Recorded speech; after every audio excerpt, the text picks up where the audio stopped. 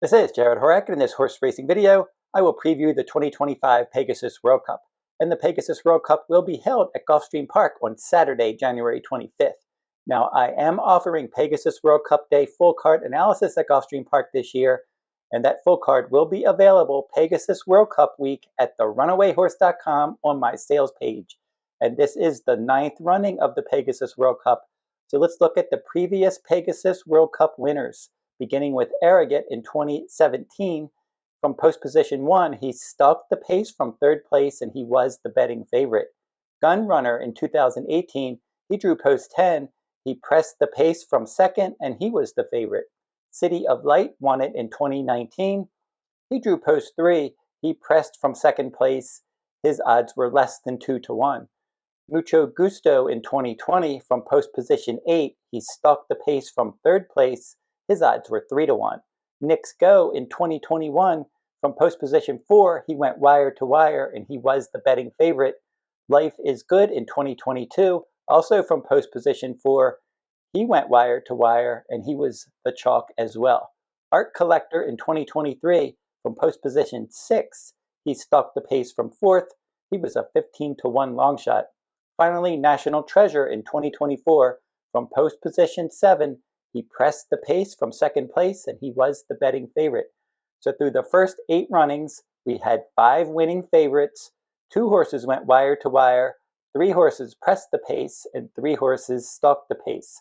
Trainer Bob Baffert, he won the Pegasus World Cup 3 times with Arrogant, Mucho Gusto, and National Treasure.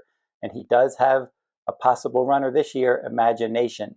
So the Pegasus World Cup, we have 12 confirmed starters as of Thursday, January 9th, and I'll go through those horses in alphabetical order.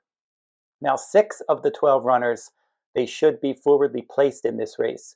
So we have Imagination, Mixto, Saudi Crown, Skippylongstocking, Stronghold, and White Abarrio. So those horses like to be forwardly placed, and Saudi Crown is probably the one that they're going to all have to catch in this race. The horses behind the speed, Locked, Mystik, Dan, and Power Squeeze. And then the deep closers, we have Crupi, Senor, Buscador, and Skinner. So now we'll go through in alphabetical order and talk about each of the possible runners in the Pegasus World Cup. And we'll begin with Crupi. He was 3rd in the 2024 Pegasus World Cup. Now he won the Grade 2 Suburban last year. He was 2nd in the Brooklyn and 2nd in the Whitney, 3rd in the Woodward. Now, in that Suburban, he overcame a speed bias and rallied from last to 1st at Saratoga when he won that race. But he was a flat 5th in the Clark last time out. That was a Grade 2 race at Churchill Downs. He was placed 4th through disqualification. And his recent workouts, he worked 4 furlongs in 49.34, 3rd best of 24 at Palm Beach Downs on December 24th. And he went 5 furlongs in 103.07, 5th best of 6th on January 3rd. So he's one that if he's in top form, he can definitely rally for a share and maybe get a piece of the purse. Now, Imagination for trainer Bob Baffert. We mentioned that Baffert has won the Pegasus World Cup 3 times.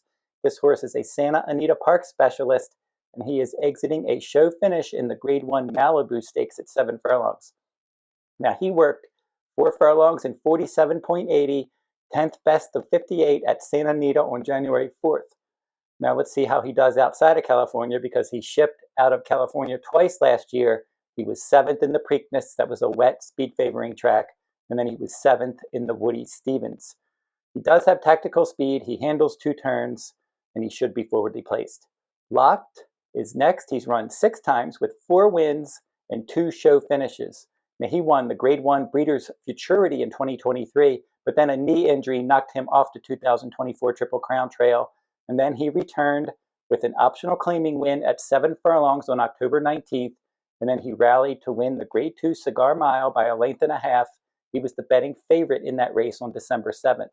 And he has breezed twice at Palm Beach Downs since that Cigar Mile. 4 furlongs in 49.56, 5th best of 13 on December 27th. 5 furlongs, 103.07, 5th best of 6 on January 3rd in company with Crupi. And he seemed to be moving better of those 2 horses in that company move.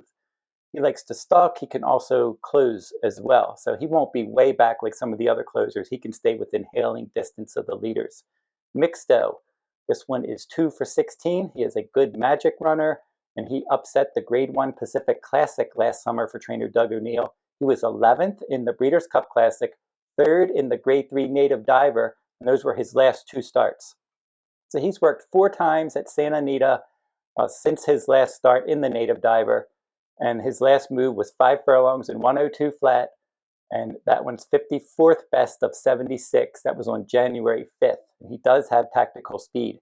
Mystik Dan, he's just won for his last 5 starts, and that victory was in the Grade 1 Kentucky Derby. So he keeps taking money based on that Kentucky Derby win. And in that Kentucky Derby, he just worked out the right trip. He drew the right inner post. He was able to just save ground behind fast fractions, get the jump on the closers, and he just did win that race. And he did compete in all 3 Triple Crown Series races, but by the time he got to the Belmont Stakes, he was over the top, and he finished a well-beaten 8th that day. He returned from a layoff of more than half a year, but he didn't pick up his feet when he finished last of 6 in the Grade 1 Malibu last time out. When he's on his game, he's probably going to be stalking the pace. He's hard to recommend in his current form, though. Power Squeeze is going to be a 4-year-old filly taking on the boys in this spot, and she missed by a neck in the Rampart Stakes on December 26th at Gulfstream. That was a 1-turn mile race. And she did finish ahead in front of Breeders' Cup filly and mare sprint winner Soul of an Angel in that Rampart Stakes. So she's 2 for 3 with a neck defeat at Gulfstream Park, and she is 0 for 2 with a distant show finish at 1 mile and an 1/8. She can stalk, she can close, kind of like Mystik Dan. She'll be within hailing distance, and she's going to have to really step up her game to beat this deep field. Saudi Crown, I mentioned earlier, could be the one to catch in here, and he did bounce back with a 2-length victory over his stablemate Kinetic. That was in the Tenacious Stakes at Fairgrounds at 1 mile and a 16th on December 21st. He won the Grade 1 Pennsylvania Derby at this distance in 2023, so he has the class and he has the speed, and if he can just get out there and control the pace, he could be dangerous. He did breeze a half mile in 49 flat, 18th best of 66 at Fairgrounds on January 3rd. And that early pressing speed should lead to a good trip. Senor Buscador, on the opposite end of the spectrum, he likes to come from far back, and he rallied to miss by a neck in the Pegasus World Cup in 2024. So that was a good effort, but he was really on his game at that time. After the Pegasus World Cup, he won the $20 million Saudi Cup in February. He was 3rd in the Dubai World Cup in March. But since then, 4 graded stake starts out of the trifecta, not really a threat in any of those races. But he did drill a 4 furlong bullet in 47.31, best of 5 at Sunland Park on December 23rd, and his most recent work, 5 furlongs, 102.33, 4th best of 5 on January 3rd. Deep closer, needs pace help for sure. Skinner, he's a bit interesting. He was a $510,000 juvenile purchase. I think his 2 for 12 record is a little bit deceiving. I think he's better than his record shows. He was 3rd in the San Felipe and Santa Anita Derby in 2023. That was following a good-looking maiden win to begin his 3-year-old season. And then he was training forwardly, and he looked like a live long shot for the Kentucky Derby later that spring. But unfortunately for him, he had an elevated temperature, and he had to scratch out of the Kentucky Derby.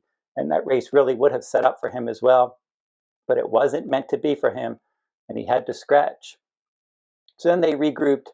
He ended up hitting the board in the Los Al Derby, and then he was 5th in the Awesome Again on a wet track, 5th in the Pacific Classic.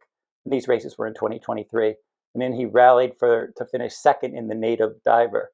And then he was gone for almost a year, and he finally resurfaced last year in an optional claiming dirt sprint.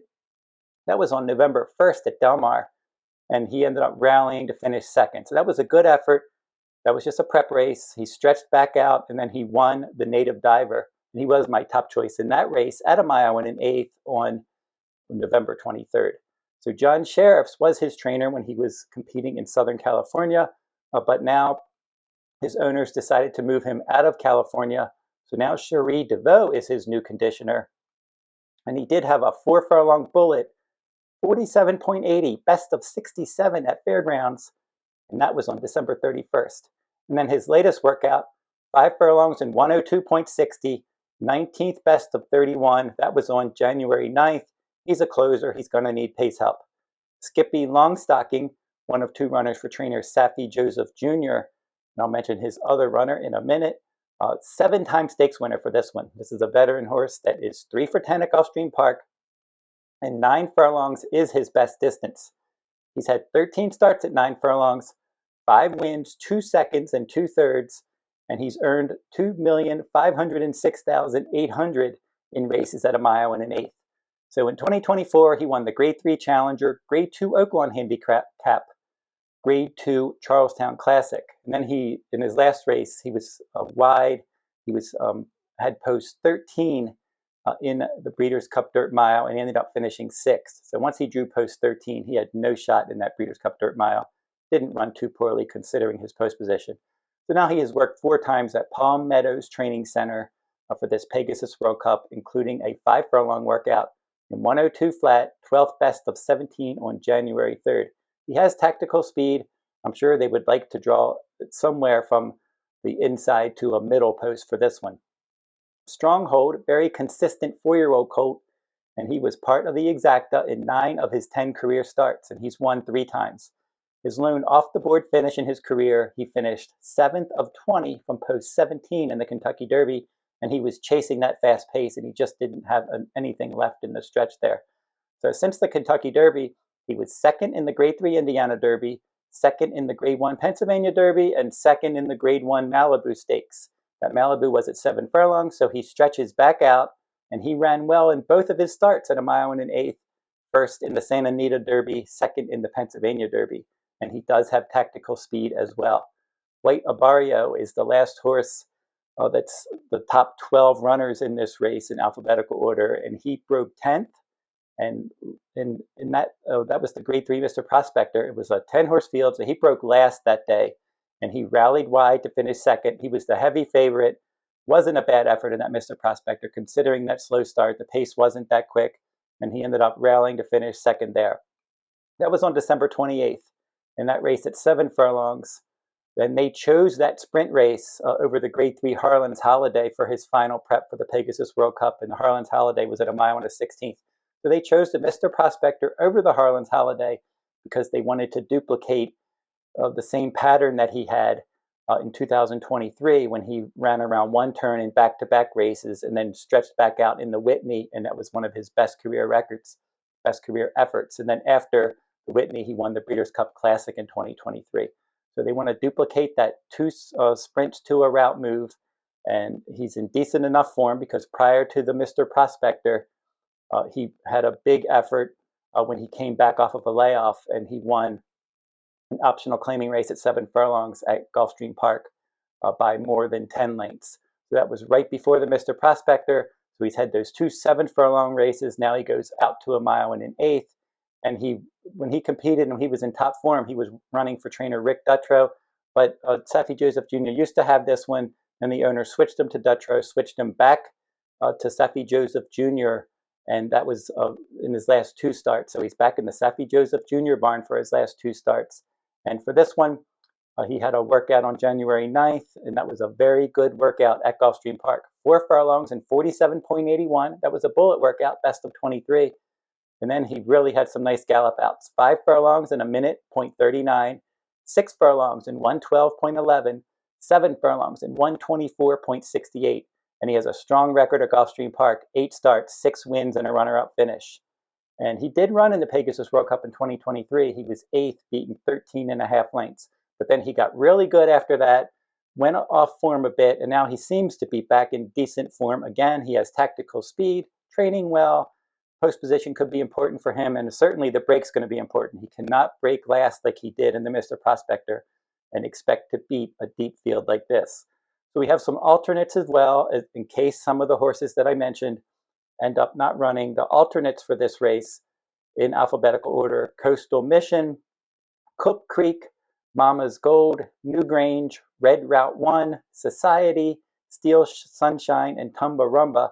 And then we have horses that were nominated to the Pegasus World Cup, but they're not going to be running. JB Strikes Back from California is not going to go. Rattle N Roll for trainer Kenny McPeak.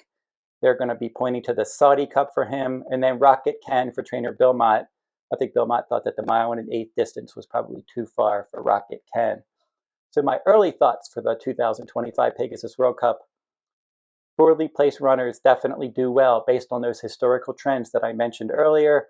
And some of the forwardly placed runners that are more highly regarded, Imagination for trainer Bob Baffert, since he's won this race 3 times, he seems to know what kind of horse it takes to do well in the Pegasus World Cup. So Imagination, an interesting shipper. Saudi Crown for Brad Cox, looks like the front runner in this race. Skippylongstocking with that good pressing speed. Stronghold coming in from California and stretching back out for trainer Phil D'Amato. And then White Abarrio, the second Seppi Joseph Jr. trainee, along with Skippylongstocking. So those 5 horses with that early pressing speed, they're the horses that I like most at this early stage of the Pegasus World Cup. So I'm going to be back after post positions are drawn, and I'm going to do my Pegasus World Cup final analysis video. So stay tuned for that on my YouTube channel, and keep checking my YouTube channel each week for horse racing news, handicapping videos, Kentucky Derby and Oaks Points Race video series, and more. And again, I'm planning a Pegasus World Cup video for final analysis Pegasus World Cup week, so stay tuned for that.